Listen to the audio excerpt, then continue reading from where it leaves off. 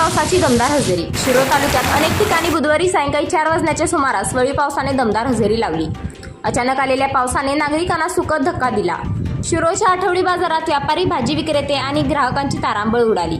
गेल्या अनेक दिवसांपासून हवेत उष्मा अधिक जाणवत होता. उष्माने नागरिकांच्या अंगाची लाही होऊन जीव कासावीस होत होता. अतिउष्म्यामुळे नागरिक हैराण झाले होते. त्यामुळे एखादा वळी पाऊस या परिसरात पडावा अशी अपेक्षा नागरिकांची होती. बुधवारी अचानक आलेल्या पावसामुळे नागरिकांना सुखद धक्का मिळाला. बुधवारी सकाळपासूनच हवेत उष्मा अधिक जाणवत होता. ढगाळ वातावरण असूनही उष्मा अधिक असल्यामुळे दुपारच्या वेळी तर रस्ते अक्षरशः ओस पडले होते.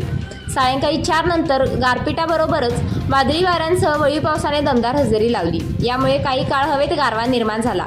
पाऊस झाल्यानंतर पुन्हा हवेत उष्मा निर्माण झाला. अचानक आलेल्या पावसामुळे शिरोळ शहरातील श्री बुवाफन मंदिरासमोर भरणाऱ्या आठवडी बाजारातील भाजी विक्रेते, व्यापारी, ग्राहकांची अक्षरशः तारंबळ उडाली. पण पाऊस होणे गरजेचे असल्यामुळे पहिल्यांदा पडलेल्या वळी पावसाचा आनंद सर्वांनी घेतला. बालचिमुने रस्त्यावर येऊन पावसात भिजत नाचत आलेल्या पावसाचे स्वागत केले.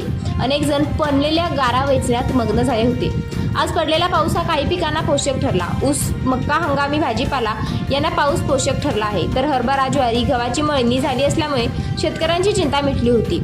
एप्रिल महिना मध्यावर आला असून नदीपात्र अनेक ठिकाणी कोरडे पडले आहेत.